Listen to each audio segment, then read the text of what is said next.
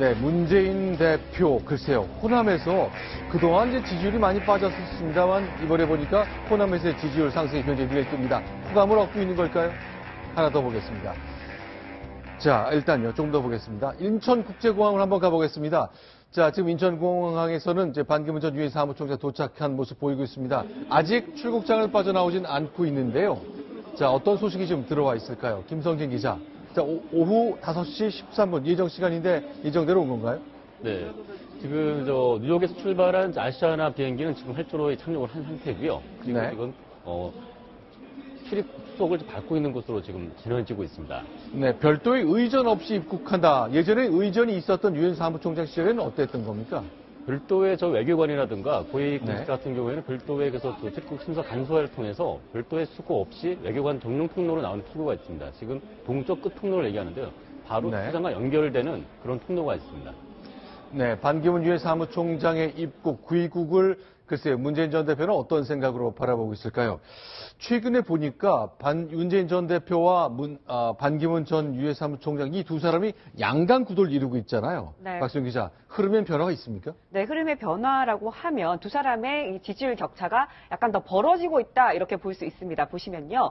지금 1위를 기록하고 있는 사람이 바로 문재인 전 민주당 대표입니다. 보시면 네. 지금 지지율이 지난주보다 올랐습니다. 26.8%에서 27.9%로 네. 1.1% 정도 더 상승을 했는데요. 이에 네. 반해서 반기문 전 총장 같은 경우에는 21.5%에서 20.3%로 오히려 더 떨어져서 두 사람의 격차가 그 전주보다 더 많이 한 7% 이상 차이가 나게 됐습니다. 저희가 그동안 2강 1중 정도로 표현했습니다만 이재명 성남시장은 약간 주춤하고 있는 기류입니다. 어쨌건 현재로 보면 양강 체제라고 볼 수 있을 것 같은데요, 김성 기자. 네. 문제는 호남입니다. 호남에 좀 변화가 있다면서요. 네, 그렇습니다. 지금 문재인 전 대표가 호남에서 지금 최고의 득표율을 지금 기록을 하고 있습니다. 지금 무려 40.6%를 좀 기록 중인데요. 보시는 것처럼 지금 나머지 후보들이 상세 주춤을 하고 있는 데 네. 반해서 문 전 대표만이 유독 지금 40%까지 도달한 상태입니다. 아, 그러니까요. 보통 30대 정도 그쳤습니다만 40까지 올라갔습니다. 이게 주목할 만한 변화인 것 같은데 그동안 이제 문재인 전 대표가 호남 정치와 여러 가지 스토리들을 낳았지 않습니까? 호남에게서 너무 상처를 받았다고 얘기도 했었고 호남이 동의하지 않는다면 난 대통령 선거도 나가지 않는다 그랬습니다. 자, 그러면 작년 그리고 재작년에 문재인과 호남 이 둘 사이에 있었던 여러 가지 애증의 얘기를 좀 해봤으면 좋겠습니다. 영상 하나 준비했는데요. 재작년에 그리고 작년의 모습 하나씩 소개해드리겠습니다. 문재인 씨 퇴진하셔야 되는데 그래가지고 호남 정치가 제대로 복원돼야 되는데요. 호남 더 이상 팔아먹지 마세요. 얼마나 많은 실망을 하셨는지 잘 알고 있습니다. 지지를 거두시겠다면 정치 유선에서 물러나겠습니다. 예선에도 도전하지 않겠습니다. 네, 저렇게 이제 말할 때까지만 해도 호남 정치가 완전히 절연되는 듯 했습니다만 지금 지지율 숫자에서 보듯이 호남 지지율은 40%까지 올라갔거든요. 그래서 저희가 오늘 이 광주를 직접 방문해 봤습니다. 자, 이제 지금 보시는 지지율은 전남, 전북 그리고 광주를 모두 포함한 숫자인데요. 광주에서 만난 시민들은 과연 문재인 전 대표 그리고 안철수 전 대표 그리고 오늘 귀국한 반기문 전 유엔 사무총장을 과연 어떻게 생각하고 있을까요? 광주에서 만나봤습니다. 제가 제일 좋아하는 사람은 안철수라. 평등한 젊은 후보자, 이 서민 측에 잘할 것 같고 몇 번 자기는 이제 대통령 후보감으로 나와서 국회의원 선거에 나와서 제가 또 좋은 일이 없었지 않소. 정치 그런 것도 하셨고 중립적인 입장에서 하신 것 같아요. 문재인 후보는 자기가 대통령이 당선되면은 나는 이렇게 정치하겠다는 그 생각을 갖고 있는 사람이야. 근데 그 준비가 돼 있으니까 안철수 그냥 그분은 인기만 좋았었어. 사실 문제는 생각하고 있어요. 평소에는 그냥 일 꾸준히 하다가 갑자기 노무현 관련되면 갑자기 돌변하는 그런 저돌적인 그런 생각이 드네요. 안철수요? 백신밖에 생각이 안 나요. 관계는요? 좀 안 좋게 말하면 노인. 반대는 않습니다. 그러나 정치적 계산 때문에 그런다면 국민의 지지를 받지 못할 것입니다. 반기문 총장이랑 손을 잡게 된다면 아마 의원들은 호남권에서 좀 안 좋게 비춰질 수 있죠.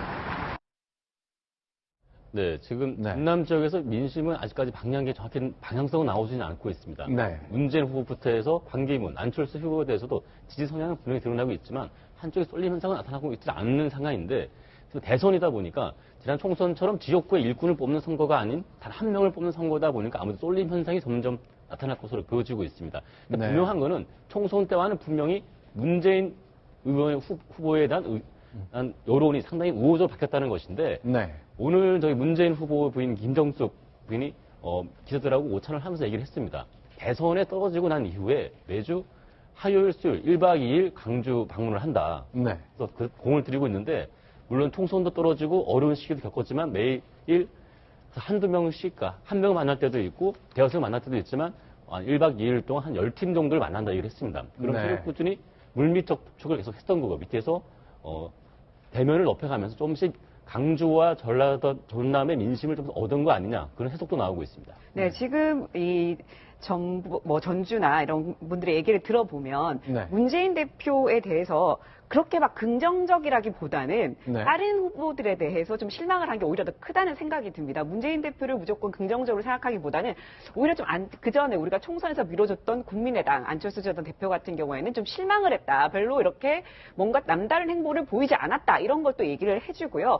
반기문 전 유엔 사무총장에 대해서는 아직도 여권 후보인지 야권 후보인지 이게 좀 헷갈리는 듯한 모습을 보이고 있습니다. 만약에 이 사람이 확실한 야권 후보다라는 생각이 들면 그런 행보를 보이면 우리가 지지를 네. 할 수도 있지만 그게 아니라 뭔가 지금 상태로는 여권 후보 같기도 한데 만약에 국민의당이랑 손잡으면 그것도 굉장히 좀 이상할 것 같다. 이런 걸 보이는 걸 보면 아직까지도 이 호남 민심은 누구를 지지할지가 확실하지 않고 좀 더 이 정치적 행보를 본 다음에 그걸 좀 결정하지 않을까 이런 생각이 듭니다. 네.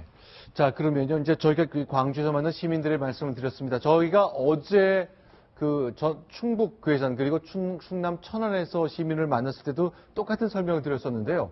지금 저희가 이제 인터뷰하는 시민들의 모습은 역시 저희가 만난 길거리에서 만난 시민들의 목소리이기 때문에 과학적인 계획을 하고 계산한 지지와는 좀 거리가 있다는 것을 좀 소개를 드려야 될 것 같습니다.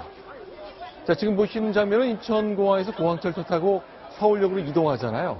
네, 그 장면, 기차를 타기 전에 그 모습 보고 계십니다. 네, 지금 6시 47분, 지금 20분이니까요. 한 27분 정도 뒤에 공항철도를 타고요. 서울역에는 7시 반쯤에 도착을 해서 환영 행사를 공식적으로 가질 예정입니다. 거기서 장병들도 만나고 시민들도 만나면서 악수도 네. 하고 많은 얘기도 나누고 그런 행사를 한 다음에 거기서 차를 타고 왜냐하면 거기가 지금 원래는 네. 지하철을 타고 이동을 하려고 했잖아요. 네. 그런데 지금 퇴근 시간이다 보니까 너무 번잡스럽다 이런 얘기가 나오면서 이제 서울역에서는 차를 타고 사당역으로 이동을 할 예정입니다. 예, 공항철도 타고 처음에는 원래 이제 이것도 하지 않고 곧바로 승용차편으로 사당동 자택으로 옮기려 했는데 계획이 좀 몇 번 바뀌었던 거죠.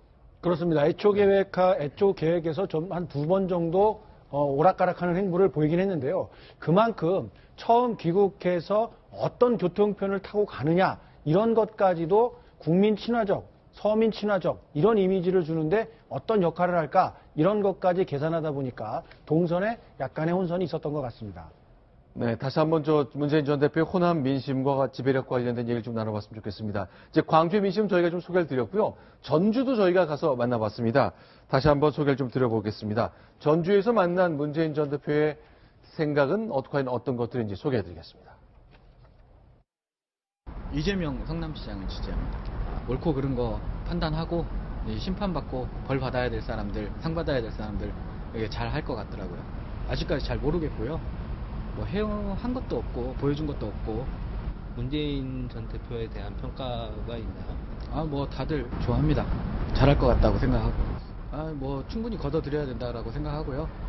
문재인 대표가 아무래도 좀 가장 유력하지 않을까 이렇게 생각하고 있습니다. 안철수 대표는 물론 이렇게 잘하고 계시지만은 호남에서 발전하려면 호남에서 민심 좀 들어보고 하셔야 되는데 좀 그런 것이 좀 안 됐지 않나. 그리고 동생이라든가 뭐 조카라든가 사건 나고 나서 다시 한번 생각해 볼 문제도 있고 그런.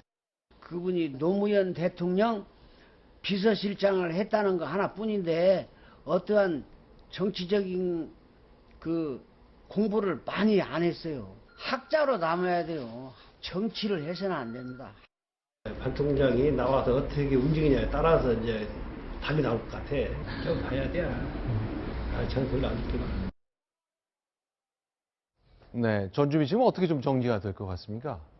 네. 뭐 전주 민심도 지금 네. 거의 뭐 광주 민심과 크게 다를 바가 없는 것 같습니다. 지금도 문재인 대표가 좋다기보다 그렇게 탐탁치는 않지만 어쨌든 지금 야권 후보로는 제일 유력한 주자이고 가장 앞서가기 있기 때문에 이 야권이 어쨌든 정권 교체를 이뤄내려면 가장 유력한 후보인 문재인 대표를 지금은 지지하고 있다. 하지만 향후에는 어떻게 될지 좀 지켜봐야 되겠다. 이런 모습을 보이고 있습니다. 네. 자, 그렇다면 이제 야권에서는 이렇게 들어온 반기문 유엔 사무총장 검증을 벼르고 있거든요.